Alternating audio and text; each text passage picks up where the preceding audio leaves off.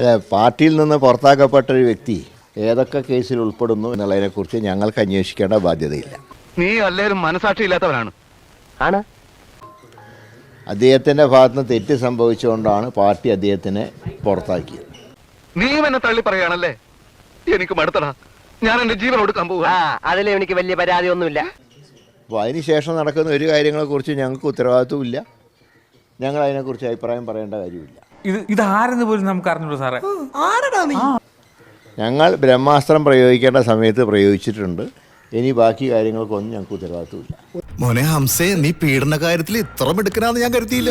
കഴിഞ്ഞ 3 മാസമായിട്ട് മൂത്രം ഒഴിക്കാനല്ലാതെ പണ്ട് വടക്കമ്പാട്ടിൽ പറഞ്ഞ പോലെ ഒതേനൻ ചാടാത്ത മതിലില്ല എന്ന് പറഞ്ഞ പോലെ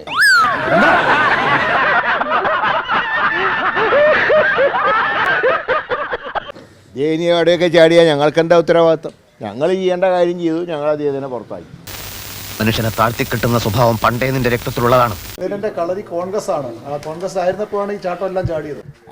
അതുകൊണ്ടാണല്ലോ ഞങ്ങൾ ഇന്ന് പിടിച്ച് പുറത്താക്കിയത്. ഞങ്ങളുടെ കൂട്ടത്തിൽ നിർത്താൻ കൊള്ളരുതാത്ത ഒരാളാണെന്ന് ബോധ്യപ്പെട്ടതുകൊണ്ടാണ് പാർട്ടി ആക്ഷൻ എടുത്തത്.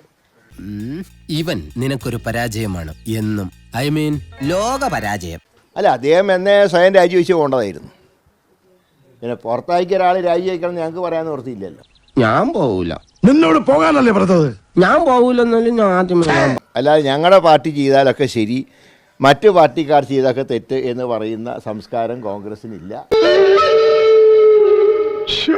ഇത് ജനങ്ങളെ സേവിക്കാനുള്ള പാർട്ടിയാണ്, മറ്റ് കളരികൾക്ക് ഉപയോഗിക്കേണ്ട പ്രസ്ഥാനമല്ല. അവന്റെ അമ്മയുടെ വീടിന്റെ തൊട്ടടുത്ത് തന്നെ എന്റെ വീട്. എന്നിട്ട് അവൻ എന്നോട് ഇങ്ങനെ പെരുമാറണേ. ഞങ്ങൾ സ്വർണം കട്ടവരെയും സ്ത്രീലമ്പടന്മാരെയും ഒന്നും ഞങ്ങൾ ഒരു കാലത്തും പ്രോത്സാഹിപ്പിച്ചിട്ടുമില്ല. ഈ പയ്യന് ഇഷ്ടായോ? അപ്പൊ ഈ പയ്യന് ഇഷ്ടാവും. അതാണ് ഞങ്ങളുടെ കുടുംബത്തിന്റെ മഹിമ. എല്ലാ പയ്യനും നല്ല പൊളിയാ.